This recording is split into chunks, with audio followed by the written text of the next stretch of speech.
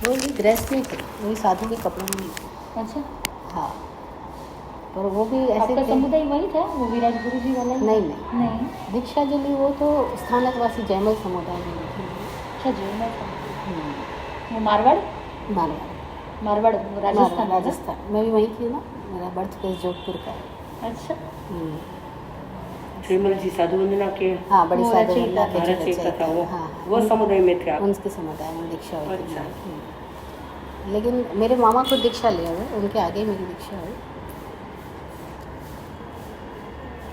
लेकिन वहाँ जाने के साथ ही लगा कि ये तो गड़बड़ जगह पे आ गए हम। लेकिन तब तो अलग वातावरण होता है ना, मानसिकता भी अलग सिखाई गई होती है कि दूसरों का ख्याल रखना, नाम हो जाएगा, बदनाम हो जाएगा। विनोद बुलावे स्वामी आवे माला पूरी करो। हाँ, तो ऐसी बड़ी दीक्षा के दिन तो मेरे को ऐसा लग रहा था कि ये साधुओं को जिनको मैंने झगड़ा करते हुए देखा, तो मुझे लगा हम गड़बड़ जगह पर आ गए, बड़ी दीक्षा भी ना लूँ। लेकिन सोचा पापा ने इतनी मेरे लिए दीक्षा दिया, मेरा सब कुछ किया, पापा का नाम क्यों ख़राब करना, मैं यहाँ रहते हुए क्या अच्छा कर सकती हूँ वो करूँगी। इस पर मैंने किसी और पे फोकस किया ही नहीं, अपना आप पे किया। तो किताबें पढ़ती गई, शास्त्र सारे पढ़े, यही वो सब कुछ किया। फिर 3 साल तक पूरी फुल क्रियाएँ करी, जैसे ज्ञान गच वाले करते हैं ना, जैसे मैले कपड़े, हाथ भी नहीं धोना, ऐसे मतलब पूरा क्रिया पाली, काला पानी, धोवन पानी, सब कुछ किया। लेकिन जब लगा सब कुछ एज इट इज़ करते हुए भी आत्मज्ञान तो नहीं हो रहा है, तो कुछ तो भी गड़बड़ है। तो मैंने जिनसे मेरी शिक्षा होती थी उन सब गुरु महाराज साहब से पूछा कब क्या किया जाए। तो उन्होंने बोला हमारे पास जितना ज्ञान था हमने आपको दे दिया, इससे ज़्यादा हमको जानकारी नहीं है, अब आप ही कहीं खोजो। मैं कहाँ खोजूँ, क्योंकि साधुओं की तो बड़ी लिमिटेशन है, वो कहीं आ जा नहीं सकते, ये है वो है, किसी से बात भी नहीं कर सकते, सब कुछ बातें थी ना तब, तो जैसे माहौल होता है सबको पता ही है बस। तो फिर अंदर की खोज होती तो रास्ते कहीं ना कहीं से मिलाते हैं। तब मेरे हाथ में ओशो की बुक्स लगी, और ओशो की बुक्स पढ़ती जाती तो समझ में आता कि वो कुछ और कह रहे हैं और ये सब जो चल रहा है वो तो कुछ और ही है। तो फिर ऐसे मन में आता था कि ओशो आप तो चले गए, मुझे कौन मिलेगा, यहाँ से कैसे समझ आएगा रास्ता क्या है हमारा।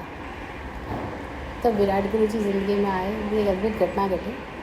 और फिर पहले तो मैं उनको नहीं स्वीकार कर पाई, क्योंकि मेरी कंडीशनिंग भी वही थी कि गुरु या साधु तो वो होते जो वाइट कपड़ों में होते हैं, या जिन्होंने घर बार छोड़ा हुआ होता है, सब जैसे अपने को सिखाया यही जाता है।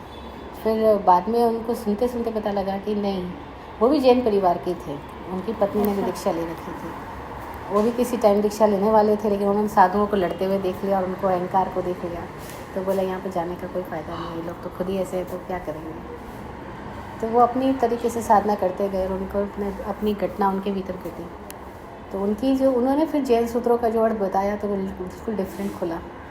तो मुझे लगता है ये सूत्र लिखे हुए सबके सामने हैं, लेकिन हम इसको पढ़ के भी जैसे अंधे हैं, हमको जैसा हम वस्तु सा वो दमो रोज ही पढ़ रहे हैं, लेकिन कभी प्रश्न ही नहीं किया वस्तु क्या है, या स्वभाव क्या है, या धर्म क्या है, ये परिभाषा कहना क्या चाह रही है ना। आपने रट तो लिया, लेकिन ये परिभाषा क्या कह रही है, क्योंकि ये तो सूत्र है, और सूत्र का मतलब है जैसे H2 = पानी, लेकिन उस H2 को खोलना तो पड़ेगा ना पानी के लिए, उसको कहीं प्रयोगशाला में जाके कुछ प्रयोग करेंगे तो पानी निकलेगा ना।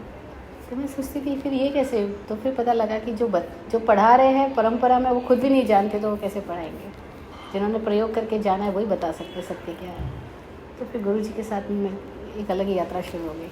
तो मुझे लगा कोई बात नहीं, मेरी दीक्षा लेना भी सार्थक है, क्योंकि गुरु जी मिल गए। गुरु जी एक आँख वाले व्यक्ति है, वो भी ऐसे कपड़ों में थे, वो भी साधु वेश में नहीं थे, लेकिन फिर उनके सानिध्य से मैंने बहुत कुछ पढ़ा, आचारण क्या, ये क्या, बहुत चीज़ें उन्होंने हमको पढ़ाई, बहुत सारे बातें, और हमारा पूरा ग्रुप उनकी मार्गदर्शन में चलता जा रहा है। बस फिर मैं तो एकदम अपने मज़े में आ गई, मेरे को सही स्थितियाँ मिलती जा रही थी। फिर बस स्वामी जी तो अभी मिले मेरे को 2020 में, क्योंकि गुरु जी का देवलोक हुआ 2012 में। तो उसके बाद से मेरे भीतर बहुत सारा चल रहा था, लेकिन एक स्थिति ऐसी आई 2018 तक आता है, तो मुझे लगा गांव-गांव जाना, चौमासा करना, अपनी ऊर्जा को समाज की दिशा में देना सब व्यर्थ है, क्योंकि इतना सालों से मैं बोलती जा रही हूँ सबके लिए, इसमें हो क्या रहा है। और जब कोई एक टाइम ऐसा है जब मेरे शरीर में कुछ बीमारी आई, गला मेरा चौक हो गया, तो मुझे लगा लोग खाली इस बात के लिए कर रहे हैं कि आप बोल रहे हो इसलिए सब पूजा है। यहाँ तो बहुत ही डिफरेंट है सारा, सब चीज़ें बदल जाती है ना। आप ठीक होते हो अलग स्थिति होती है, आप बीमार हो जाओ तो अलग स्थिति आती है। ऐसी चीज़ें सामने आती जा रही थी, समझ में आए सब। मतलब गले की तकलीफ हो गई। हाँ, काफ़ी बोलना होता था उन दिनों में मेरा, सुबह से रात तक प्रोग्राम लेती थी मैं 2018 में, जब मैं पूना में थी। फिर गले में कुछ तकलीफ़ हुई तो बोलना मेरा एकदम, फिर भी ले रही थी ज़बरदस्ती अपने साथ के लिए, पब्लिक को चाहिए कि मैं बोलूँ। फिर एकदम समझ में आया नहीं, ये इस दिशा में आप आगे नहीं बढ़ना। और अपने भीतर भी कई स्थितियाँ आई तो मुझे लगा कि ये तो मार्ग नहीं है, कोई और है। अब क्या है ये नहीं पता। तो मैं गुरु जी से प्रेयर करती थी कि मुझे यहाँ तो कोई साधु साध्वी नहीं नज़र आ रहा जिसके साथ मैं बात भी कर सकूँ, क्योंकि किसी के पास क्लैरिटी हो तो बात करें। और खाली सब फॉलोवर है, बोल रहे कर रहे, लेकिन कर क्या रहे उनको पता ही नहीं। उनके अंदर की स्थिति क्या, उसके प्रति भी वो ईमानदार भी नहीं होते ना। हम लोग बेईमान हो जाते हैं आगे आकर के, क्योंकि यहाँ आकर के ऐसा लगता है कि किसको क्या बताना, अब हम तो बन गए साधु। और साधु बनना अलग बात है और साधु होना बिल्कुल डिफरेंट बात है। मास्टर जी से शेयर नहीं कर सकते तो ऐसा नहीं, मेरे से बड़ा तो कोई था ही उसमें। मैं ग्रुप लीडर हो गई थी 30 साल की दीक्षा के। अच्छा। हाँ, ग्रुप लीडर वही आपके नीचे थी। शिष्य मेरे नीचे मेरी शिष्य आती है, उसमें मेरी बहन भी है, मेरी कज़न भी है, मेरी मदर भी है, मेरी फ्रेंड भी है। ओह, सब मेरा ही ग्रुप है। कुछ मुझे कोई बाहर की कोई दिक्कत नहीं है, लेकिन कोई ज्ञानी पुरुष जब तक नहीं होता ना, जब तक सामने कोई ज्ञानी, चाहे वो स्त्री हो या पुरुष हो, कम से कम कोई तो हो जिसके पास में क्लैरिटी है। तो ऐसा तो कोई वहाँ साधु समाज में तो कोई दिख ही नहीं रहा। आचार्यों को मैं मिली, तरह तरह के भांति भांति के आचार्यों को मिले, दिगंबर, तेरापंथी, श्वेता, सब। जब बात करती हूँ तो पता लगता है कि वो भी फियर में है, वो भी कॉम्प्लेक्स में है। तो फिर वहाँ कोई है ही नहीं जिससे बात की जाए। तो कोई एक पॉइंट पे आके ऐसा लगा कि गुरुजी आप वापस आ जाओ, बस किसी रूप में वापस आओ, अदरवाइज़ मुझे यहाँ पे तो कोई आगे दिख नहीं रहा।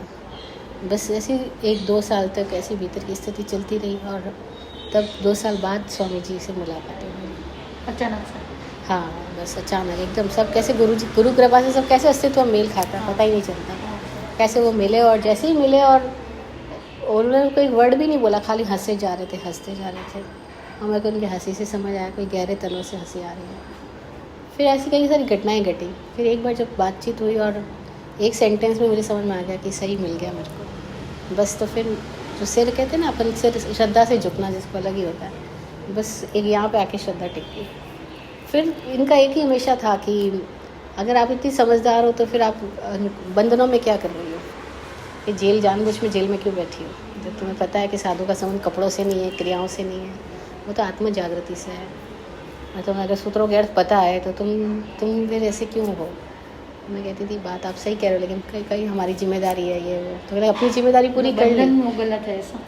और अपनी अपनी स्थिति में जाके देखो, पता लगेगा। मेरे कहने से क्या होगा, तो मेरा अनुभव है।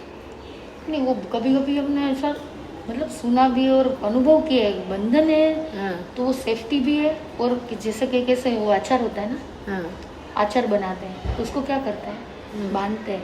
जो बांधता नहीं तो बिगड़ जाता है। क्या है ना, हम कुछ भी तर्क दे दें, लेकिन अपने अनुभव की बात बिल्कुल डिफरेंट है।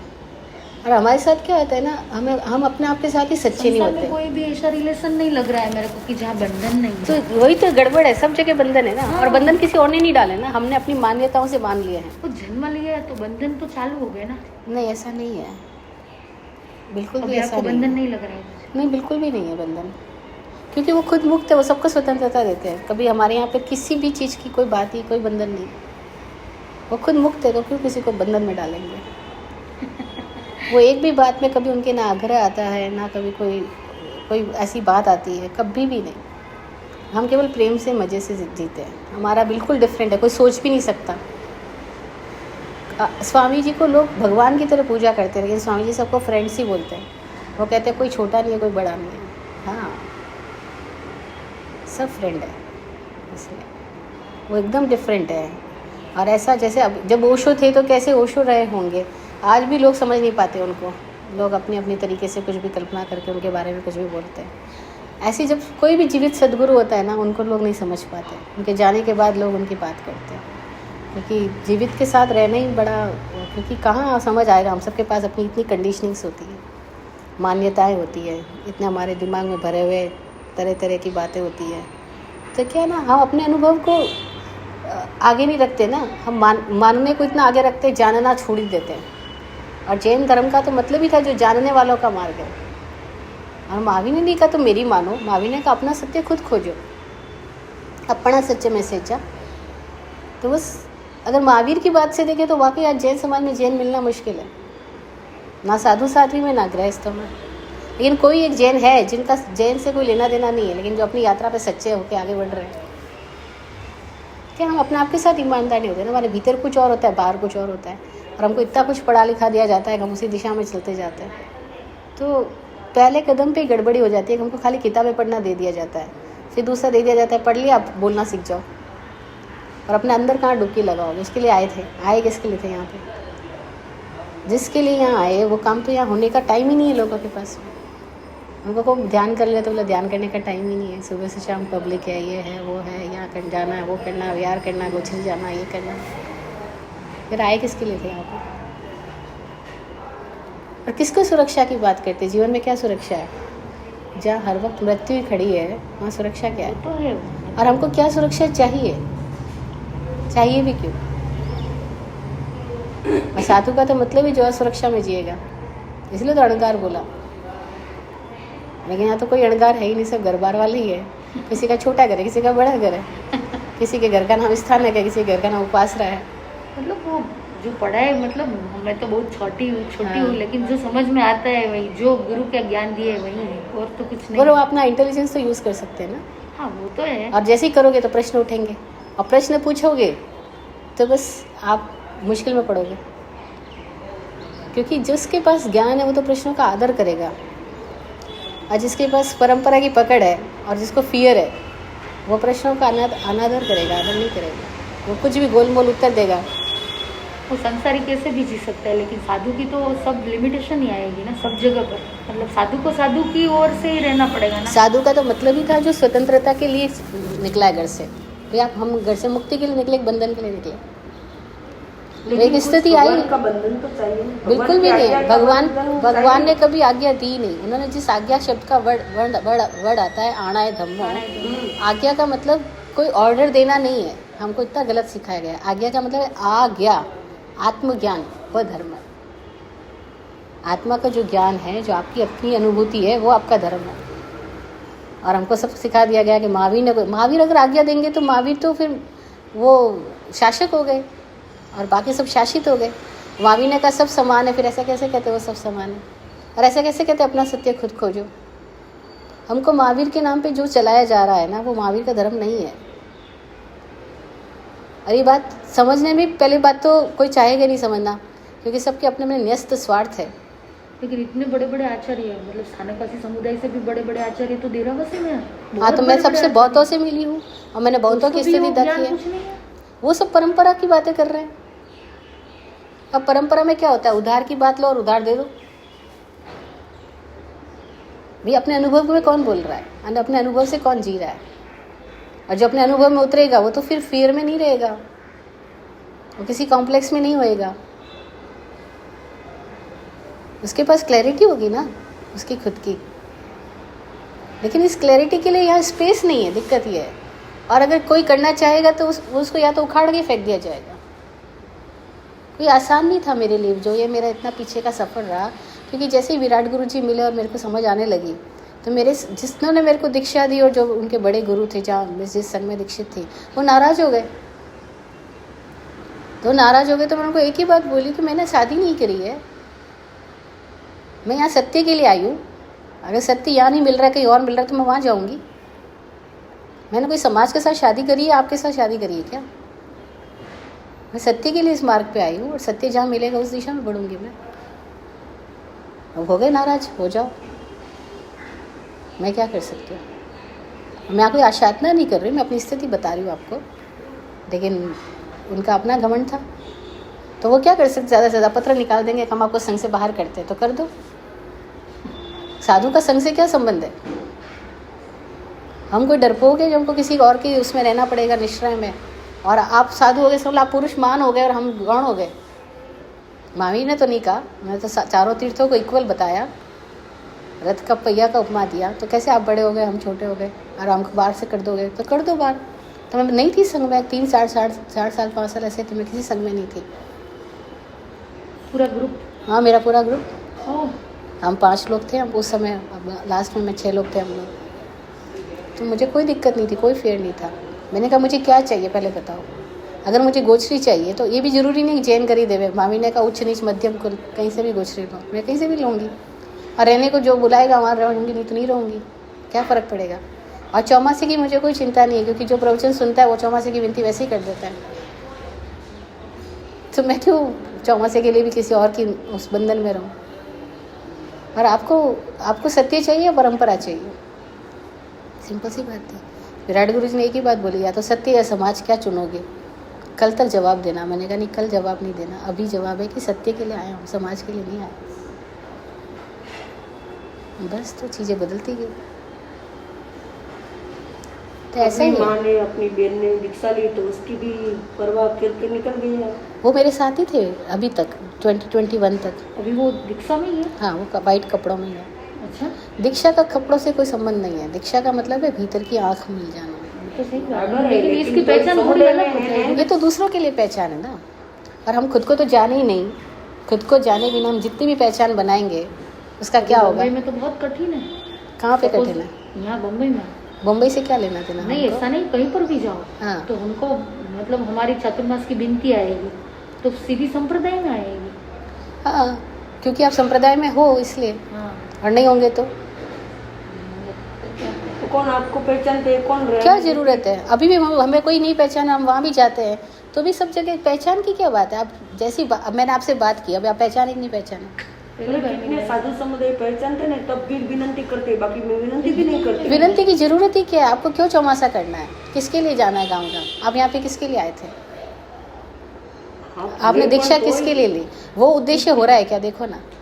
अब हम सब सुरक्षा में जीने लग जाते हैं। कल का क्या होगा, एक चौमासा पूरा हुआ, अगला चौमासा में मेरी विनती आएगी कि नहीं आएगी, अगला चौमासा कहाँ करना है मेरे को, वहाँ के लोगों तक फ़ोन करवाओ, ये करवाओ। ये सब में हम गड़बड़ दिशा में चले गए। साधु का मतलब था जो कल में जी रहे ही नहीं। अपडिन्ने अपडिबद्ध विहारी, आचार्य सूत्र अगर आपने पढ़ा हो तो। पढ़ा है, लेकिन अभी समय ऐसा होता है। समय नहीं होता, हमने बना दिया। हमने अपने आप को गड़बड़ दिशा में बना दिया है। हम खुद अपने आप को गड़बड़ दिशा में लेके गए हैं, कोई और नहीं लेके जा रहा है साधु हमको। है, कितने इस दुनिया में कितने बहुत साधु सारे है। साधु हैं। जगन ने 2000 करोड़ बोलते हैं ना, कृष्ण 9000 करोड़, सब भगवान की आज्ञा में चलते हैं ना। इतनी फालतू बात सिखाई गई है। हम भगवान की परिभाषा, हम भगवान की परिभाषा से साधु है क्या। भगवान ने साधु की क्या परिभाषा दी, बराबर है। नहीं लेकिन क्या ये परिभाषा छोड़ने दी, के बाद तो अब नहीं बताओ है। क्या परिभाषा दी। भगवान की परिभाषा क्या है? भगवान ने मुनि की जो परिभाषा दी वो क्या दी, मतलब सूत्र करे बोलो। वो साधु नहीं, नहीं। सूत्र बोलो। असुप्ता मुनि, सुप्ता अमुनि, बराबर है। आचार्य लेकिन सब सूत्र शब्द हाँ हाँ, देखा है पढ़ा ना। है। असुप्ता मुनि, जो असुप्त है यानी जागृत है, वह मुनि है। किसके प्रति जागृत है, समाज के प्रति, संघ के प्रति, परिवार के प्रति, या अपने आप के प्रति।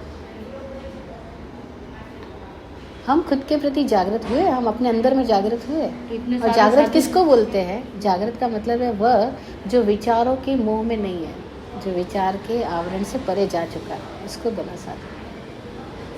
और जो इतने सारे हैं ना, मैं तो इसको साधु नहीं बोलती थी, मैं तब भी बोलती थी हम स्टूडेंट हैं, हम सीखने के लिए आए हैं, यहाँ पे कुछ सीखने के लिए आए हैं। अभी हम साधु कहाँ हुए।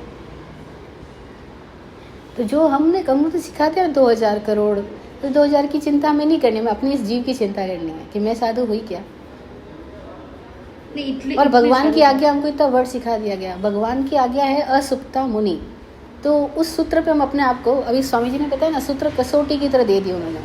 और कसौटी का मतलब क्या होता है, उस पर घिस के देखो कि सोना कितने कैरेट का है, पता लग जाएगा।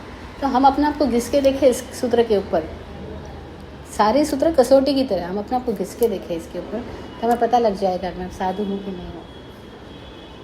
और इतनी सारी परिभाषाओं में मत जाओ, जो भगवान की मूल वाणी है वो हमारे पास मौजूद है, चाहे वो बिखरी बिखरी है लेकिन है मौजूद।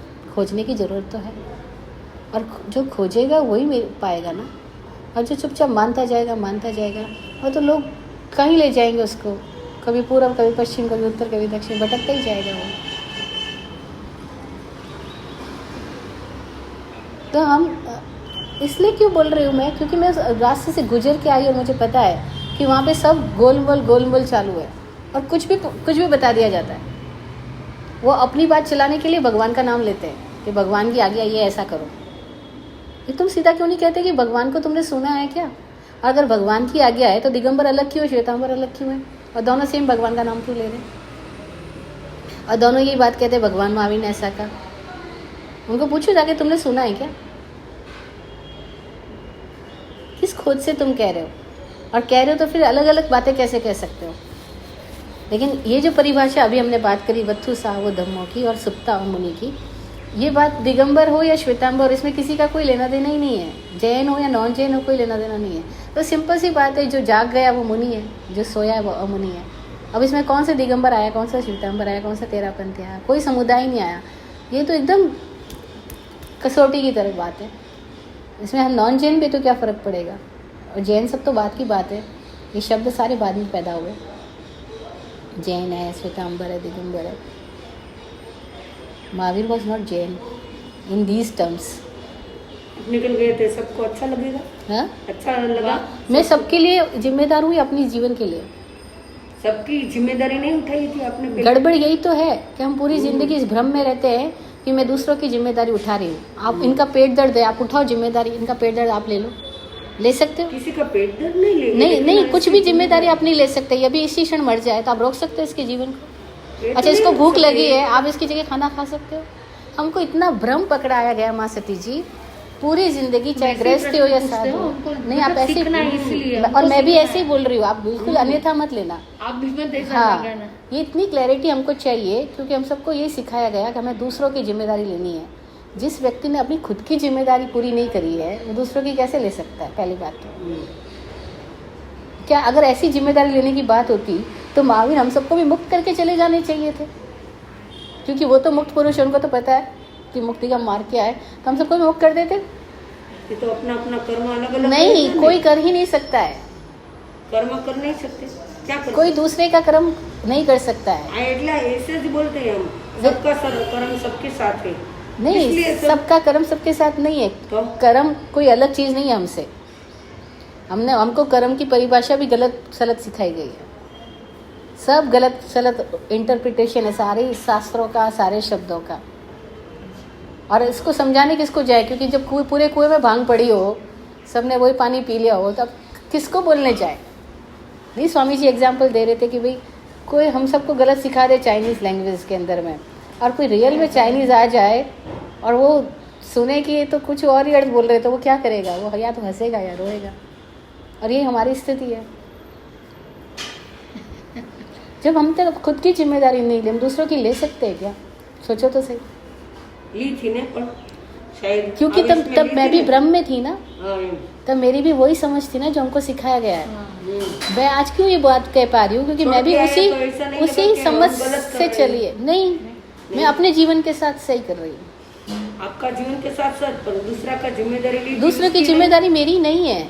अच्छा। और ये बात वैसे भी उनको भी समझ में आ गई थी। जैसे आपके बच्चे 20 साल के बड़े हो जाते हैं तो आपको समझ आ जाता है ना कि वो बच्चे अपनी ज़िंदगी जिएंगे, अब मैं इंटरफेयर करूँगी तो मैं ही परेशान होंगी। अच्छा, आपको भी समझ आता है। तो उस अर्थों में तो वो भी कैपेबल हो गए सारे, क्योंकि 20-22 साल से मेरे साथ है, तो कैपेबल तो हो ही गए।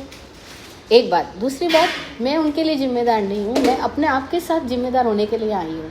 क्या मैंने अपनी जिम्मेदारी पूरी कर ली क्या?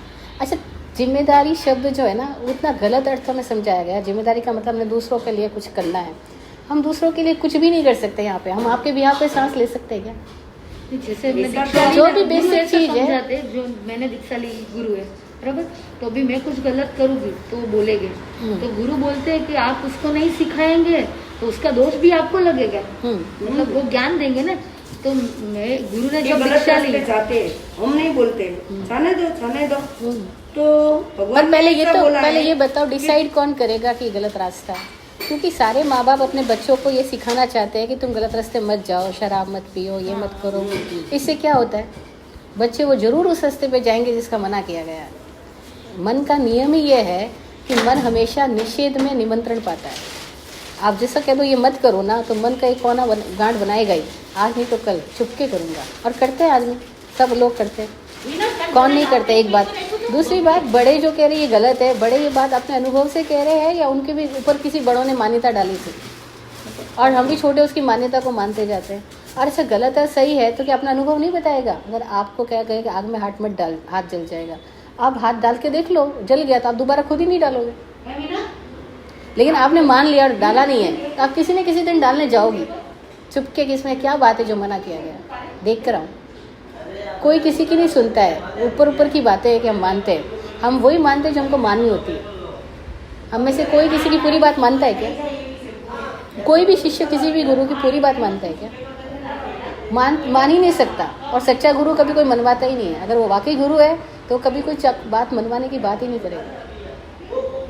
बात मनवाने की बात ही वो कर रहा है जो खुद अज्ञानी है। अज्ञानी मनवाते, अहंकारी मनवाते। जिनके पास मेरी दीक्षा हुई थी उनमें एक जो मेरे मामा महाराज साहब के एल्डर थे, उनको बहुत आग्रहशील थे। वो हर बात अगर उनकी कोई नहीं माने तो नाराज हो जाते, उनसे बात करना बंद कर देते। तो मैं उनको बोलती थी ये क्या बात हुई? हम आपकी बात मानने के लिए बाध्य नहीं है। आप अपनी बात कह रहे हो, हमें समझ आएगी तो हम स्वीकार करेंगे, नहीं समझ आएगी तो ये आपके आदर्श है, आपकी मान्यता है। वो इस बात के लिए नाराज हो गए मैंने किसी और साधवी से लोच क्यों करवा लिया जो किसी अन्य समुदाय की है। तो मैं तो आप नाराज होने की क्या बात है? वो मुझसे प्रेम करती है, मैं उनसे प्रेम करती हूँ, पहले से मैं जानती हूँ। और मेरा लोच मैं अपने आप से नहीं कर सकती थी और मेरी छोटी साहब मेरा लोच कर नहीं सकती, उन्होंने सीखा नहीं है, तो मैं किसी और से करवा के आ गई। आपने नाराज क्यों हो गए? ये तो नॉर्मल है, एकदम नॉर्मल बात है। लेकिन उनको उनका स्वाभिमानी अलग ही तरह की सोच रखता है कि नहीं खुद कुछ भी करो लेकिन किसी और के पास क्यों चले गए। તમારો લોચ ના કરી શકું તો કોઈ બીજા માસતીજી આવી ન કરે તો એમના ગુરુને ન ચાલે। मतलब नाराजगी का कोई कारण नहीं है। कारण तो कोई भी बना सकता है क्योंकि उनकी बात नहीं मानी गई। सिंपल सी बात क्या होती है, वो प्रॉब्लम तो अलग है। ये सब जगह पर की घटनाएं दूसरी तीसरी चौथी कई तरह की हो सकती है। लेकिन अंदर में क्या है, सबके भीतर में कि मेरी बात मानी जाए, ये अहंकार बोलता है। ज्ञानी तो कभी बात देता ही नहीं मनवाने के लिए। वो तो कहता है आहा सुहम देवाणु पिया, भगवान ने बोला माँ परिबंधम करे। मतलब जीवन अद्भुत है, अद्भुत सुख है देवानु प्रिय, प्रतिबंध मत करना। प्रतिबंध मत करने का मतलब क्या है? जो हो रहा है उसके आगे की श्रृंखला मत खड़ी करना।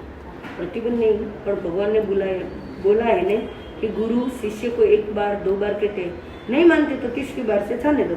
ये बात भी नहीं कही है, तो भगवान के नाम पे आप कह रहे हो या किसी और से आपने सुनी इसलिए आप कह रहे हो? भगवान ने कहीं किताब में लिखा है, कहीं शास्त्र में लिखा है? गुरु के पास जाते हैं तो गुरु को बोलते हैं। यही मैं कह रही हूँ, कभी कभी गुरु को बोलते हैं कि क्या करेंगे हम, कोई शिष्य नहीं माने तो एक बार बोलना, दो बार बोलना, तीसरी बार से नहीं बोलना। हाँ, पर ये बात भगवान ने नहीं कही, ये बात आप नहीं, गुरु पर अभी पहले आपने कहा ना भगवान ने ऐसा कहा, तो मैं यही कह रही हूँ कि भगवान ने क्या कहा ये हमें नहीं पता। भगवान के नाम पे सैकड़ों ऐसी बातें चला दी गई है भगवान के नाम पे, ताकि लोग अपना अहंकार पूरा करवाएं। और हम छान नहीं पाते। क्यों नहीं छान पाते? क्योंकि हम लोग ऑब्जर्वेंट नहीं है, हम लोग निरीक्षण नहीं करते हैं। हम लोग भी डर के मारे जीते हैं, लोक लिहाज के मारे जीते हैं और कल की सुरक्षा की चिंता में जीते हैं। इसीलिए हम सब जो भय में ज़िंदगी जी रहे हैं ना, और जहाँ भय है वहाँ सामायिक नहीं है, वहाँ तो साधुता कहाँ से आएगी? सामाय्य माहु तस्स जम जो अपाण भय न दंस है, स्वेगडांग सूत्र का सूत्र है। सामायिक उसको कहा गया है जहाँ अपने भीतर कोई आदमी भय को नहीं देखता। जैसे भय है यानी सामायिक नहीं है। जब सामायिक नहीं तो साधुता कैसे की बात है? आप बोलते हम यही गड़बड़ है। फिर देखो, जैसे हम बात करेंगे तो हम अपना बहाना बना लेंगे, तो निश्चय की बात है। सूत्र क्या है? सूत्र निश्चय व्यवहार नहीं है, सूत्र है। और अगर हम सूत्र में नहीं है तो हम बहाना ले रहे कि तो निश्चय की बात है। हम अपनी गलती नहीं मान रहे। सब लोग ऐसा सीखे सूत्र के नहीं, सब लोग की बात नहीं कर रहे माँ सती जी। हम यहाँ पर हम ये बात कर रहे हैं कि हमको सब बहाना करना सिखाया गया, और ये सारे बहाने सब जैन लोग कर रहे हैं। अभी उनसे कोई भी बात करेंगे ना, वो कह देंगे व्यवहार में तो ऐसा करना पड़ता है। अरे भाई, वो व्यवहारिक कहाँ हुआ जिसकी पृष्ठभूमि में निश्चय खड़ा ही ना हो? भाई व्यवहार कब व्यवहार होता है? व्यवहार साथ में रहते हैं। अगर निश्चय नहीं है तो व्यवहार आएगा कहाँ से? अगर काया नहीं है तो छाया आएगी कहाँ से? पहली बात। और अगर काया है तो छाया ऑटोमेटिकली आती है, उसको लाना नहीं पड़ता है। नहीं समझ रहे हम? और हमारी दिक्कत क्या है? हमारे पास दृष्टि तो है ही नहीं, और हम आचरण की बात कर रहे हैं, और हम सब आचरण सुधारने पे लगे हुए हैं। परंतु सूत्र क्या है? मोक्ष मार्ग का पहला ही सूत्र क्या है? सम्यक दर्शन ज्ञान चारित्राणी मोक्ष मार्ग। और आज हम क्या कर रहे हैं? सम्यक दर्शन की बात कर रहे हैं? नहीं, सम्यक दर्शन तो है ही नहीं। दर्शन नहीं तो ज्ञान नहीं है, ज्ञान नहीं तो चरित्र कहाँ से आएगा? लेकिन हमने जो आचरण ओढ़ लिया है, हम उसको चारित्र बोल रहे हैं, और हम उसकी सुरक्षा की ज़िंदगी जीने में लगे हुए हैं। पर चारित्र है ही नहीं, ये ओढ़ा हुआ आचरण है, थोपा हुआ आचरण है। किसी ने हमको बता दिया है कि करना होगा, इसलिए हम कर रहे हैं, क्योंकि ये करोगे तो पुण्य है, ये करोगे तो पाप है, किसी ने हमको बता दिया है। पर ये बात हमारे अपने दर्शन से आई है क्या? और सम्यक दर्शन का मतलब क्या है? वह दर्शन जो बाहर को नहीं, अपने आप को देखना सीख गया है। उस दर्शन का संबंध, उस दृष्टि का संबंध जो भीतर में जागी हुई आँख है उससे है। जैसे अभी आपकी आँख खुली है तो आप मुझे देख पा रही हो, ऐसी आपके भीतर एक और आँख है जिससे कि आप अपने आप को देख पाओ, है ना। लेकिन वो आँख खोलने के लिए प्रयास करना पड़ता है, उस दिशा में जाना पड़ता है। और हमको बचपन से ये आँख से दुनिया देखना तो सिखाया गया, पर इन आँखों को बंद करके अपने आप को देखना कैसे, उस दिशा में तो हमें कभी सिखाया ही नहीं गया। यहाँ पर रहकर भी वो आई ओपन हो सकती है ना? हो सकता है, लेकिन कोई कर रहा है क्या? कोई है क्या जो कह सके कि हाँ वो निष्पक्ष है? और निष्पक्ष होगा कहने की ज़रूरत नहीं है, उससे उसको देखने से पता लग जाएगा, उसकी वाणी से पता लग जाएगा, उसकी परिपासना से पता लग जाएगा। नहीं, इधर रहकर भी सब लोग साधना कर सकते हैं, तो कोई मना तो नहीं बोलते ना? नहीं, कहाँ रहने की बात नहीं है, बात ये कि आपका भीतर और आपका बाहर दोनों एक है कि नहीं है, फिर आप कहीं भी रहो। क्योंकि साधु का या गृहस्थ का संबंध कपड़ों से नहीं है ना, ऐसा तो नहीं ये तो है। आपको भी अपने अनुभव से पता होगा कि ये वाइट कपड़ों में पूरा गृहस्थ ही बसा हुआ है। यहाँ भी सब अपने अपने श्रावक है, अपने अपने भक्त है, अपने चेले चपाटे हैं, अपनी दुकानदारियाँ हैं, अपना सब कुछ चौमासा करना भी, माल बेचना है, अपने कल की सुरक्षा की व्यवस्थाएं करना, सब गृहस्थ वाले। जो कल की सोच रहा है वो गृहस्थ है, जिसके भीतर भय है एक अर्थों में, वो अभी डर डर के जो जी रहा है, जो अनुसरण करते हुए जी रहा है। गृहस्थ का संबंध भगवान ने कपड़ों से नहीं बताया, ना साधु का संबंध कपड़ों से बताया। तो हम अपनी स्थिति में जांच करें कि हमारे लिए क्या अच्छा है, हम अपने आप के साथ सच्चे हैं क्या, तो फिर आप कहीं भी रहो। अच्छा, आप दुनिया को दिखाने के लिए आए हो या खुद को जीने के लिए आए हो यहाँ पर हमको बचपन से सिखाया गया, चार लोग क्या कहेंगे, समाज के लोग क्या कहेंगे, फला गुरु महाराज क्या कहेंगे, फला आचार्य आपके लिए क्या कहेंगे, दूसरे क्या कहेंगे, इसके लिए हम जिम्मेदार हैं, या हम अपने आप के साथ सच्चे हो जाए इसके लिए हम जिम्मेदार हैं। और हम अच्छे बने ये तो सब सिखाते हैं, हम सच्चे बने ये कोई नहीं सिखाता। हम अच्छे बनने का मतलब क्या है कि दूसरा तारीफ करे ऐसे बन जाओ। एक बच्चा रो रहा है, चिल्ला रहा है, और घर में मेहमान आ गए तो मम्मी क्या कहती है, अभी मत चिल्ला, अभी मत मांग, जो मांगे अभी ले ले, चुप रहे। लेकिन लोगों के सामने नहीं रोना, लोगों के सामने नहीं चिल्लाना, लोगों के सामने नहीं चिल्लाना। तो उसको ट्रिक आ गई, अब मुझे जो भी चाहिए लोगों के सामने चिल्लाना शुरू करूँगा तो मार दे दी। बेईमान बना दिया हमने बच्चे को। और सबने ये सिखाया अच्छा बनो। पति पत्नी घर में झगड़ा कर रहे हैं, मेहमान आ गया, घंटी बज गई, सब वापस मेकअप हो गया और बोलते कैसे हो, बहुत अच्छे हैं, मज़े कर रहे हैं। और भी क्या कर रहे थे, झगड़ा कर रहे थे। हम सब झूठे हैं, हमको अपना झूठ दिखाई नहीं पड़ता। और जिसको झूठ दिखाई पड़ने लग जाएगा कि वो जो कर रहा है, जो जी रहा है, वो जो बोल रहा है और जो है, दोनों में फ़र्क है। अब वो आदमी दूसरे की परवाह करेगा, खुद की। पर हमें अपने आप के प्रति जागरूक होना नहीं सिखाया गया ना, हमारे साथ गड़बड़ी ये हो गई। हमको सबको यही सिखाया गया बस ये अच्छा बनने के लिए करो, ये अच्छा दिखने के लिए करो, वैसे करो क्योंकि भगवान ने कहा, क्योंकि हमारे समुदाय के समाचार ये थे। ऐसी कोई भी अपेक्षा देकर के हमको जीना सिखाएगा, किसी और की नज़रों में जीना सिखाएगा, है ना। बेशर्त बिना कंडीशन के हम जैसे भीतर है वैसे बाहर हो जाए तो खुद को ही समझ आएगा जीवन क्या है। फिर आप कहीं भी रहो, इससे फ़र्क नहीं पड़ता है। मेरा चुनाव था क्योंकि मेरे भीतर कुछ ऐसी स्थिति है जिसको मुझे जीना है, अथवा मेरा चुनाव था कि मुझे स्वामी जी के साथ रहना है। और स्वामी जी के साथ रहना है, जो उस कपड़ों में रहना रह करके जब तक पॉसिबल था मेरे, जब वो लगा कि मेरे ग्रुप को समझ नहीं आ रहा है और वो एक ज्ञानी पुरुष का अपमान कर रहे हैं, तो मैंने उनको कह दिया अगर तुम्हें ये लग रहा है कि तुम ज्ञानी पुरुष का अपमान करो और गुरु जी की शिक्षा ये नहीं है, तो मैं तो इस रास्ते पे तुम्हारे रास्ते के साथ नहीं हूँ। खत्म। मैं अपनी ज़िंदगी जीऊँगी क्योंकि मुझे समझ आ रहा है सबका अलग विचार है। और मुझे तो ये क्लियर है कि साधु होने का मतलब बाहर दिखावे से तो नहीं है। तो किसी कोई बोलता है छोड़ दिया, हाँ तुम्हारी नज़रों में तो छोड़ दिया, पर मेरी नज़र में तो मुझे पता है कि दीक्षा का मतलब बाहर की आँख स्थिति थोड़ी, दीक्षा का मतलब भीतर की आँख है। और संयम का मतलब दीक्षा नहीं है, संयम का मतलब अपने भीतर एक सजगता, एक संतुलन पैदा हो जाना है। एक ऐसा संतुलन जिसमें आपकी मन वचन काया और आपका जो होना है उसके बीच में कैसे एक सरगम पैदा हो जाए, एक संगीत पैदा हो जाए, उस हारमोनी को संयम का है। हम देखो खाना खाते हैं या तो कम खा रहे हैं या ज़्यादा खा रहे हैं, मोस्टली तो ज़्यादा ही खा रहे हैं। मोस्टली तो हर चीज़ में हम या तो अति में जा रहे हैं, एक पक्ष में पलड़े में जा रहे हैं, दूसरे पलड़े में जा रहे हैं, चाहे वो खाने में हो, चाहे वो बोलने में हो, चाहे वो किसी भी क्रिया में हो, क्योंकि हमारे भीतर कोई संगीत पैदा नहीं हुआ। और जिस क्षण हमारे भीतर संगीत पैदा हो जाएगा उस क्षण हमारी स्थिति डिफरेंट हो जाएगी। तो संयम का अर्थ अपने भीतर की एक हारमोनी है, हम सबके भीतर एक हारमोनी है, वो हारमोनी कैसे आ जाए। और हमने संयम का अर्थ जोड़ लिया दीक्षा लेने से, और दीक्षा का अर्थ जोड़ लिया बाहर के सारे कपड़े बदलने, क्रियाएं बदलने से। तो इसलिए जैसे स्वामी जी बोले ना कि जो महावीर का धर्म है वो तो दिख ही नहीं रहा। जैन धर्म में महावीर की बात तो लोग कर रहे हैं, सूत्र अवेलेबल है, लेकिन जी कौन रहा है, प्रैक्टिकल नहीं है ऐसा। और हमको जो भी हमको पढ़ाया जाता है, जो भी हमको सुनाया जाता है, हम चुपचाप मान लेते हैं। हम अपना ब्रेन यूज़ नहीं करते, अपना इंटेलिजेंस यूज़ नहीं करते कि ये कैसे, क्यों, कैसे, क्या है, इसका अर्थ क्या है। खोजोगे तो मिलेगा। अगर ओशो को मिला है कोई एक जीव हमारे सामने मुक्त हुआ है, अगर स्वामी जी को मिला है कोई एक जीव हमारे सामने मुक्त हुआ है, तो हम भी मुक्त हो सकते हैं। तो हम कहाँ खड़े हैं, हम कहाँ खड़े हैं, और हमें अपने जीवन में कहाँ जाना है। हम अपने आप के प्रति थोड़े से सजग हो जाएंगे तो पता लग जाएगा ऐसा। बाकी कोई सही नहीं है, कोई गलत नहीं है, हम कहाँ खड़े, हमें अपना ही देखना होगा ऐसा। अभी आपका संदेह वही है, धारवाड़ में ही है क्या चीज़? आपके साथ मासुदी जी बोले। हाँ, वो लोग आश्रम में है, आश्रम है वहाँ मारवाड़ में? पाली में है आश्रम। पाली।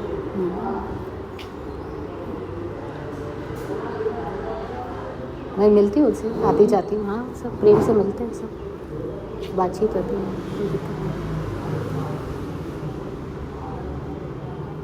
मैं हमेशा उसी कभी ये नहीं रखा कि मेरी स्थिति जब वहाँ जो हो रही थी, मेरा ग्रुप में सबको पता होती थी। स्वामी पूछ रहे खाना आपका? खाना कहीं जाएंगे, अभी जहाँ से खावा 2 बज गए, आपको भूख नहीं लगी? हाँ, हम टाइम से नहीं खाना खाते। नहीं? हाँ, क्यों? जब भूख लगती है तब खाते हैं, अच्छा, टाइम से नहीं खाते। ये टाइम हो गया इसलिए खाना, ऐसा नहीं होता। जब लगेगा भूख लगी है तब खा लेंगे। फिक्स अभी कुछ फिक्स नई जगह रह रहे हैं, कुछ ऐसा नहीं? हवा की तरह है। बात कर रहा है। हाँ जी। फाइनेंशियली कुछ करते ही नहीं हम, तो फिर सब ये कैसे होता है? अपना आप से होता है। अस्तित्व कैसे करता है, चमत्कार देख सकते हो। क्या बात कर रहे हैं? हाँ, we are not doing. Swami ji 10 साल पहले जो उन्होंने बिजनेस वगैरह छोड़ के निकले थे अपनी साधना में, तो फिर उन्होंने कभी बिजनेस नहीं करते। नहीं ना, सेविंग कुछ नहीं किया उनके पास। No saving, no business, no demand. पूरे अस्तित्व के भरोसे जीते हैं, वो ले जाए जहाँ ले जाएगा ऐसे। हम कुछ करते ही नहीं हैं। No earning. नहीं, फिर मतलब यहाँ पर हो या यहाँ पर पैसे के बिना मतलब हाँ, नहीं होता है। पैसे आ जाते हैं, अपने आप से कोई दे जाता है, अपने आप से कोई खर्चा कर लेता है, अपने आप से कोई बुला लेता है, अपने आप से कोई खाना खिला देता है, क्या बात है? अपने आप से कोई कपड़े दे जाता है। हम तो कुछ नहीं करते, ना डिमांड करते। क्या बात कर रहे हैं? जी जी, पूरी लाइफ मिरेकल है। आश्चर्य हो रहा है। जी, आश्चर्य वाली ही ज़िंदगी जी रहे हम, बिल्कुल आश्चर्य वाली ज़िंदगी जी रहे हैं। कितने लोग हो आप जैसा? कितने लोग हैं? आते जाते रहते हैं बहुत सारे, पर अब नेहा जी, स्वामी जी और मैं, हम 3 तो साथ ही है। नेहा जी 2 साल से साथ में हैं, और वो लोग और बाकी लोग चंचल जी है, और भी कई सारे लोग हैं। आते रहते जाते रहते। घर भी जाते हैं? हाँ, वो अपने घर भी जाते हैं। आप भी आपके घर पे जाते हैं? मेरा तो कोई घर ही नहीं, क्योंकि सारे ही घर मेरे हैं। नहीं ત્યારે દીક્ષા લીધી પછીનું ઘર હોય ને તમારું? नहीं ना, पहले था ना। દીક્ષા લીધી ત્યારે नहीं, मेरी माँ ने दीक्षा ली थी, मेरे पिताजी चले गए पहले। बहन ने भी दीक्षा ली? भाई है ही नहीं, और ऐसे तो बहुत सारे भाई है कज़न, लेकिन ऐसे मेरा कोई रियल भाई नहीं है। और होते भी क्या, बहनें हैं, लेकिन मुझे क्या, क्योंकि सारे लोग मान्यताओं में जीते हैं ना। सबको लगता है कि आप साध्वी रूप थे तो ज्ञानी थे, कपड़ों में, वाइट कपड़ों में, और वाइट कपड़े छोड़ दिए तो जैसे आप मूर्ख हो गए। और सब लोग नाम के फेमस के साथ होते हैं, और जब तक आपको फेम मिल रही है तो सब आके कहेंगे मैं भी आपका रिश्तेदार लगता हूँ, मैं भी आपका रिश्तेदार लगता हूँ। और उनको लगता है कि आपने कपड़े छोड़ दिए, यानी आपने तो बदनामी का काम कर दिया। बदनामी ऐसा मतलब वो, पर लोग ऐसे ही सोचेंगे ना, क्योंकि उनके लिए तो, उनके लिए वाइट कपड़े में ही सम्मान है। अब बताओ, वाइट कपड़ों में कोई गुड़ गुड़ के जी रहे हैं, वाइट कपड़ों में रहते हुए लोग कैसे कैसी ज़िंदगी जी रहे हैं, उससे उनको कोई परवाह नहीं है। सबको वाइट ऐसा कपड़ों में नहीं लोग होता ना। बहुत सारी बेईमान जिंदगी जी रहे हैं। सबको की क्या बात है, कोई एक ईमानदार मुझे मिल जाता तो डिफरेंट बात होती। मुझे वाइट कपड़ों में कोई भी ईमानदार नहीं दिखा। ऐसा नहीं सब होता, सब लोग। समाज के लिए दूसरा चेहरा है, उनका अपना दूसरा चेहरा है। क्या कोई ऐसा चेहरा है जो एक के सामने या दूसरे के सामने बदलता ना हो? वो तो सब में ऐसा दिखेगा ना आपको। हाँ, क्योंकि वो खुद के साथ सच्चे नहीं हुए हैं ना, इसलिए। और ये बात हम समझ ही नहीं पाते पूरी ज़िंदगी, क्योंकि चारों ओर झूठ में ही जी रहे हैं हम। जिसने चारों हमेशा अंधेरा ही देखा हो, सूरज की किरण देखी ना हो, वो क्या समझेगा कि सूरज की किरण क्या होती है। और हमको बचपन से सबको ऐसे झूठ के वातावरण में पनपाया गया है। पर सत्य की गुंजाइश है। क्यों मुक्त नहीं होते लोग? क्योंकि हम अपनी संभावना के प्रति हम सजग होने को पहले तैयार नहीं होते, और दूसरा फिर कोई सजग करने वाला आएगा ही क्यों जब हम ही तैयार नहीं है तो। क्यों कोई एक आदि ओशो होता है, क्यों कोई एक आदि महावीर होते हैं, क्यों एक आदि बुद्ध होते हैं? सारे क्यों नहीं हो जाते, जबकि संभावना तो सबके पास है। लेकिन हमको इतनी सारी सामाजिक जकड़नें दे दी जाती है। तो मेरे लिए तो ये समझ बहुत पहले आ गई गुरु कृपा से कि यहाँ पे कोई रिश्तेदार, कोई कुछ नहीं होता है। कोई मेरा घर तेरा घर, कोई कुछ नहीं होता है। सब सह यात्री है, नदी नाव संजोग है। आपने बुलाया तो आ गए, बस ऐसे ही है। अगले पल कहीं और है। नहीं बुलाए तो किधर रहेंगे? कोई और बुला रहा होता, और कोई नहीं बुला रहा होता तो भी धरती पे हमारे रहने के लिए जगह तो है ही है। हम धरती पे मैंने रहते। प्रवचन सुना था तब से था कि आपको मिलना है। तो हमारा कोई घर नहीं है, कोई अर्निंग पॉइंट नहीं है। आश्चर्य लगे। हाँ, किधर किधर रहते हैं ना, कोई बुलाते रात हैं उधर उधर। रहते- रात को कहाँ रहेंगे? दादर में। अभी हम दादर में एक फ्रेंड के घर पे रुके हुए हैं। अच्छा। और वो घर वाले इतने मज़ेदार है, क्योंकि वो भी ज्ञान मार्ग पे है, साधना के मार्ग पे। तो इतना मज़ेदार है वो लोग। अभी वो लोग कोई एक साधना शिविर ले रहे हैं कहीं पे, वो भी कोई परंपरा को, मतलब कोई एक स्थिति को फॉलो करते हैं। और पूरा घर खाली है, घर वाले सब बाहर है, और हमको कहा हुआ आप रहो आराम से जितने दिन रहना है। और वो घर में कोई एक जगह पे लॉक नहीं करके जाते हैं। ऐसा पहला घर देखा हमने जहाँ हम रह रहे हैं। वो SSY के टीचर है। अच्छा। हाँ, लेकिन इतने प्रेमपूर्ण, इतने, और एक ही मीटिंग में उनको इतना प्रेम हो गया हम लोगों से, पता नहीं क्यों। तो जब भी बॉम्बे आते हैं वो कहते हैं हमारा घर खुला, आप आओ आराम से रहो। वो घर वाले रहते तो भी हम साथ रहते हैं, नहीं भी है तो भी हम हैं यहाँ पे। अच्छा। हाँ, खाना बना वहाँ से बना देते हैं? खाना वैसे तो वहाँ मेड रहती है, उनको आप 24 बनाते हैं? घंटे मेड रहती है। नहीं, मेरे को बनाने की ज़रूरत ही नहीं पड़ती, मेरे साथ तो सब प्रेम वाले लोग रहते हैं। वैसे बनाना आता है, बचपन में सीखा था इसलिए, लेकिन ज़रूरत नहीं पड़ती। कुछ भी करने की ज़रूरत नहीं पड़ती। जैसे मैं पहले जी रही थी वैसे ही जी रही हूँ। स्वामी जी का अतिशय मेरे में,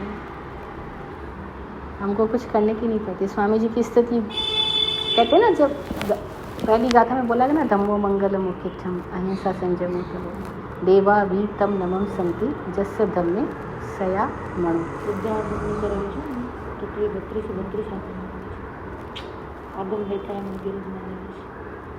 तो जो अपने धर्म में आ गया, यानी अपने केंद्र में आ गया, देवता भी उसको नमस्कार करते हैं। ये सुनिए ना बात, मैं इस बात को रोज जी रही हूँ।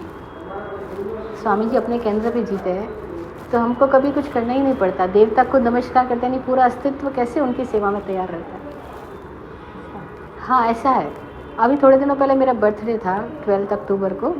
तो स्वामी जी बोले बर्थडे आ रहा है इस बार, है ना, तुम अपना फ़ोन चेंज कर लो। अभी नया फ़ोन लॉन्च हुआ, iPhone 16 Pro, वो ले लो। मैं हैरान हूँ, क्योंकि मुझे पता है हमारे अकाउंट में तो उतने पैसे नहीं है कि हम iPhone 16 Pro लेंगे या कुछ भी कर। बस उन्होंने, उनका बोलना हुआ, और पता नहीं कहाँ से अचानक कोई निमित्त आता है और ये फ़ोन गिफ्ट आ जाता है। क्या बात है? ये फ़ोन गिफ्ट आया मेरे को, iPhone 16 Pro। और बताओ, अब ये हैरानी की बात, अब ऐसे रोज़ की आश्चर्य की बात है। हम लास्ट टाइम जब बॉम्बे आए थे, तो अभी शरीर मेरा चेंज हो गया है, तो वज़न कम हो गया। तो पुराने जो मेरे कपड़े थे वो XL और L साइज़ के आ रहे थे। अभी मेरी साइज़ बदल गई, M साइज़ हो गया। तो स्वामी जी बोले अभी हो गया, वो नए कपड़े ले लो बॉम्बे से। हमारा उन दिनों बॉम्बे रुकना नहीं हुआ, हम अगले दिन इंदौर चले गए। इंदौर में उस बहन ने मुझे पहली बार बुलाया है, वो भी यूट्यूब पे सुनती रही है, पहली बार से इन्वाइट किया है। और हम उनके घर पहुँचे हैं, नाश्ते की प्लेट पे बैठे हैं। जैसे ही नाश्ता पूरा हुआ, मुझे आवाज़ देती है, माँ इधर आओ, टेलर को अपना नाप दे दो। हमने तो उसको कुछ बोला ही नहीं। सुबह से शाम तक में 6 नई ड्रेसेस मेरे पास थी, 4 तो उसी दिन सी के आ गई। मैंने कुछ नहीं बोला, हम तो अभी गए हैं उनके घर पे। और स्वामी जी ने एक दिन पहले बोला है कि वैभवश्री जी अब आपका साइज़ चेंज हो रहा है, पुराने कपड़े ढीले हो रहे हैं तो नए ले लो, और वो नए कपड़े सामने से आ गए। अब आप सोचोगे भाई वाइट कपड़ों में आप हो तो आपको हर कोई कपड़े बोराएगा, गोचरी बोराएगा, घर में आने की एंट्री देगा, सब कुछ देगा ना।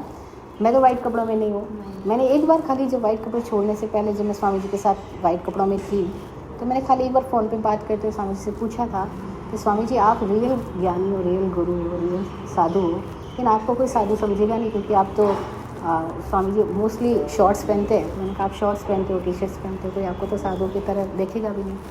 और मैं अभी तो साधु समाज में हूँ तो मेरी हर जगह स्थिति डिफरेंट होती है। लोग कहाँ का नहीं बुलाते, क्या क्या नहीं करते हैं ना। मैं ज़रा से इशारा कर दूँ तो करोड़ों रुपए खर्च कर देता है अभी तो मैंने कहा कि कल को मैं ये सब छोड़ के आऊँगी तो ये तो तय बात है कि समाज से तो हम अलग हो गए। स्वामी जी ने मेरी इतनी सी बात पे एक ही वर्ड पूछा कि वैभवश्री जी आप सच्चे हो या झूठे हो। मैंने कहा मैं सत्य की राह पे हूँ। तो बोला मैं सच्चा हूँ, मुझे पता है, और आप क्या हो।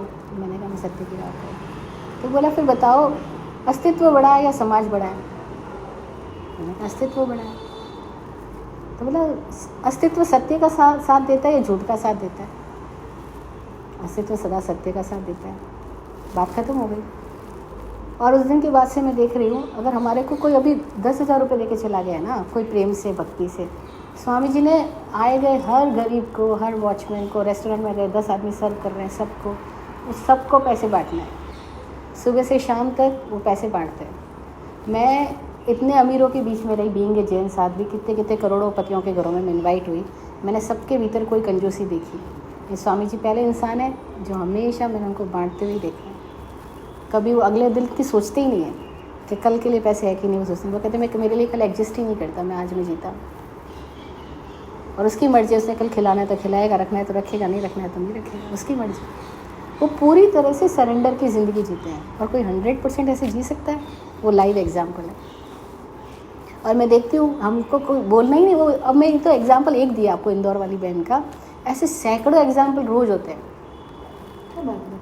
परसों की बात है, हम लोग कार में से सामान निकाल रहे थे अपना, तो मैं मेरे साथ वो चंचल जी और सब थे। मैंने कहा अभी एक आध चुन्नी और ले लूँगी ऐसी गले में टांगने वाली। तो इतने में कल एक बहन मिलने के लिए आती है और प्रेम से एक चुन्नी लेके आती है गिफ्ट करने के लिए। अब बताओ कैसे काम करता है, हमें नहीं पता।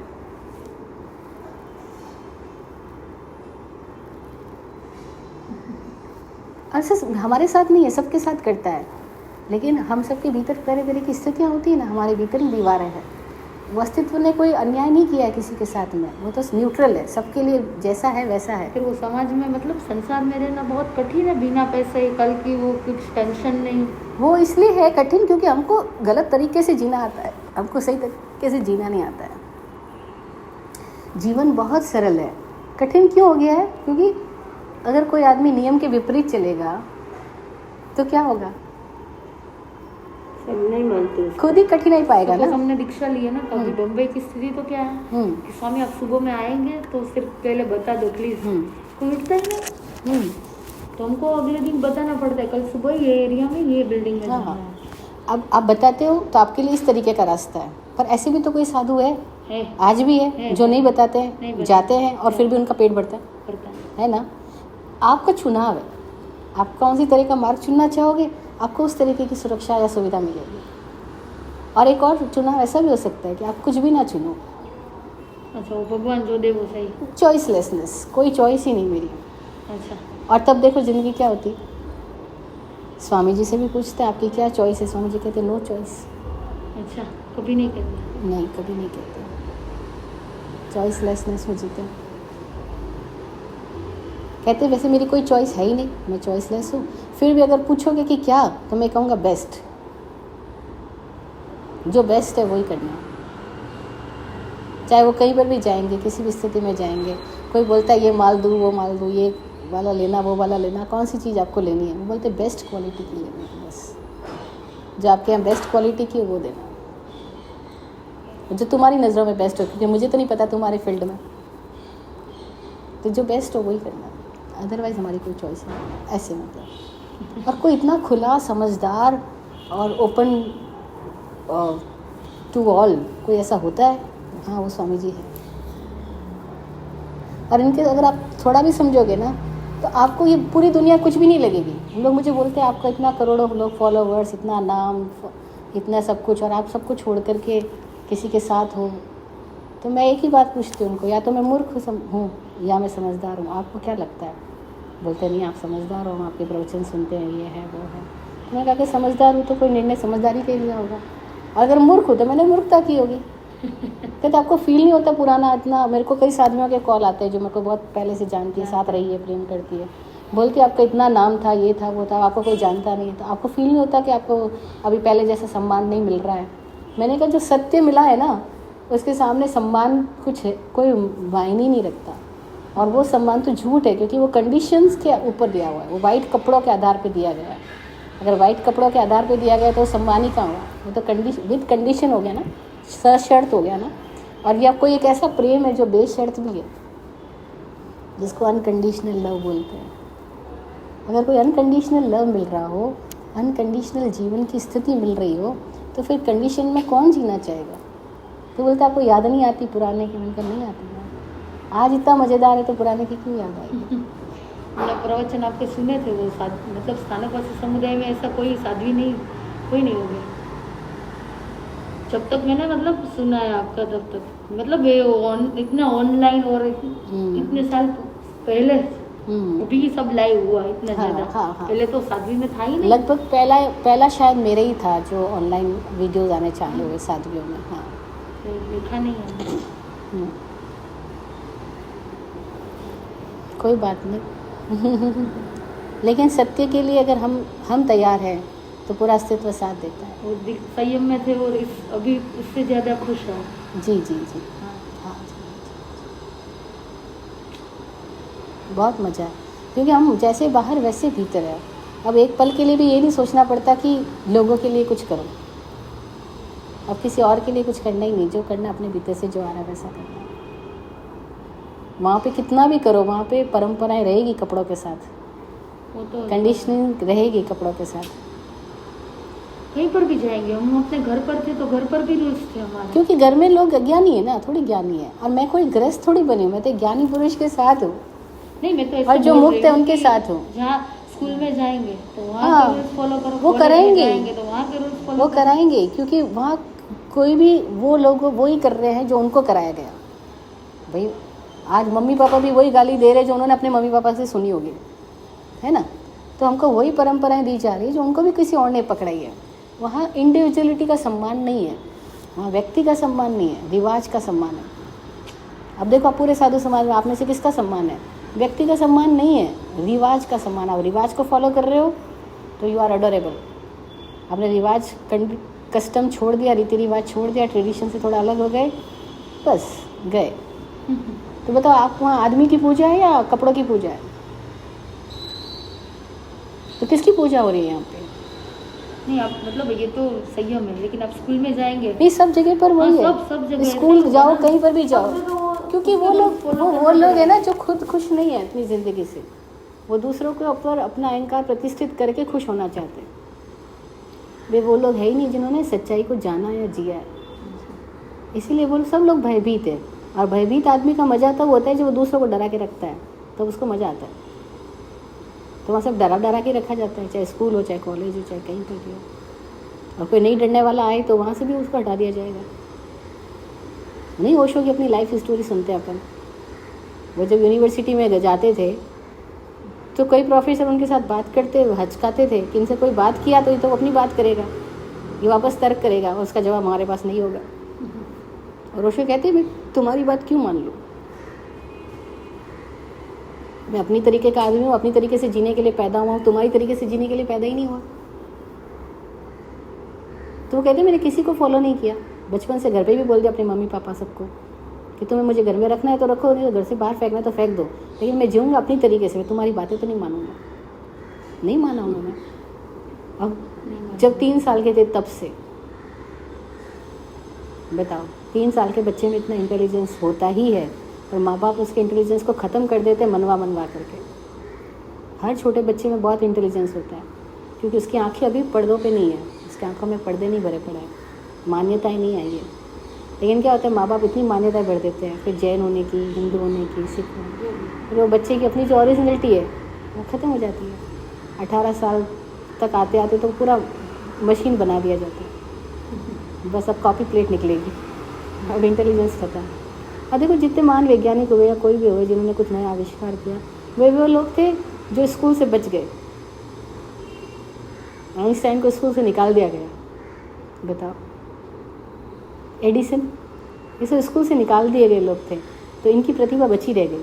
अदरवाइज़ क्या होता है, इंटेलिजेंस तो डेवलप ही नहीं होता। मेमोरी मेमोरी मेमोरी इतनी डाल दी जाती, और मेमोरी मतलब क्या, पास्ट की बातें। और इंटेलिजेंस का मतलब क्या है, प्रेजेंट की अवेयरनेस। जब हम प्रेजेंट में अवेयर होकर देख पा रहे हैं, जी पा रहे हैं, फील कर पा रहे हैं, वो तो हमारा इंटेलिजेंस हुआ। और जो हमारे ऊपर पास्ट की मान्यताएं डाल दी गई, चाहे किसी के नाम पे डाल दी गई हो, कोई महावीर के नाम पे डालेगा, कोई अपने गुरु महाराज के नाम पे डालेगा, कोई धर्म के नाम पे डालेगा, कोई समाज के नाम पे डालेगा, वो सब मेमोरी है। और वहाँ पे हमारा इंटेलिजेंस दब जाता है, खो जाता है। तो हमें जीने का सही तरीका नहीं आता, इसलिए सब लोग दुखी है। और दुखी आदमी क्या करेगा, वो दूसरों को किसी बात दुखी देगा, सुख तो दे ही नहीं सकता क्योंकि उसके पास ही नहीं है। और सुख का स्वाद जिन्होंने जान लिया, वो उस दुख में क्यों जीना चाहेगा क्या? देखो तो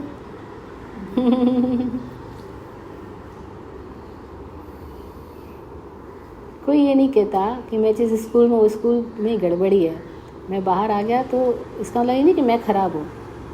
स्कूल में रह रहे वो गड़बड़ है, लेकिन जो बाहर आ जाता है उसको सब खराब की दृष्टि से देखते हैं। ये बाहर आ गया ना, इसी में गड़बड़ी है। क्योंकि हम लोगों को बहुमत देखने की आदत है। जहाँ ज़्यादा लोग हैं, जहाँ ज़्यादा भीड़ है, हम मान लेते हैं वो सही है। पर ज़्यादा भीड़ होने से सब समझदार थोड़ी हो जाएंगे। माधोपुर में आप सब वही लोग जो और भी बहुत सारे लोग थे, हम साथ में थे।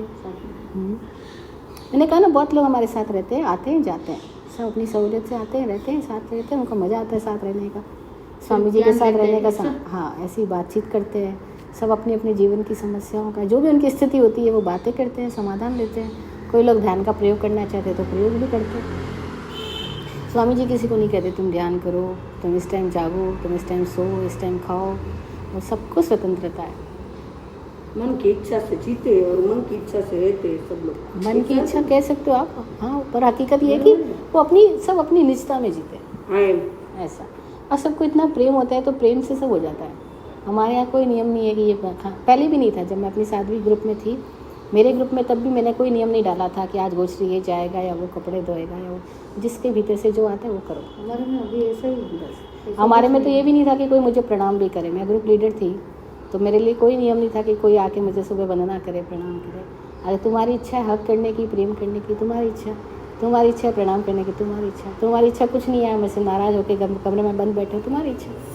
मैं कभी किसी को कुछ नहीं कहती। वो मज़ा है व्यक्तिगत, सबको व्यक्तिगत जिंदगी जीने का सम्मान से बोलते, प्रेम से करते, ऊपर कोई नहीं, प्रेशर नहीं होता। प्रेशर नहीं होता। हमारे में भी कुछ, ये सबसे बड़े मास्टर जी हैं, तो कुछ ऐसा नहीं है कि आप ऐसा ही करो या ऐसा करो। जिसको मन, आज बड़े स्वामी गोश्री गए थे, तो सुबह में हम 2 गोश्री गए थे। स्वामी बोलेंगे तुम जाओ। एक आध जगह की बात नहीं ना, पूरी जिंदगी ऐसी कोई जिए जहाँ कोई तरह का प्रेशर ही ना हो। क्यों नहीं होगा प्रेशर? प्रेम हो, बराबर है, क्लैरिटी हो, और इंडिविजुअलिटी का सम्मान हो, व्यक्तिगत निजता का सम्मान हो, तो ज़िंदगी जीने का तरीका बदल जाएगा। और अगर आप ज़रा भी अपने में तनाव में होंगे तो आप दूसरों को तनाव ही देंगे। सिंपल सी बात है, हम वही देंगे जो हमारे पास होगा। तो आज्ञा लें, जाएं। बहुत टाइम दिया हमको, थैंक यू। आपने इतना देर झेला हमको।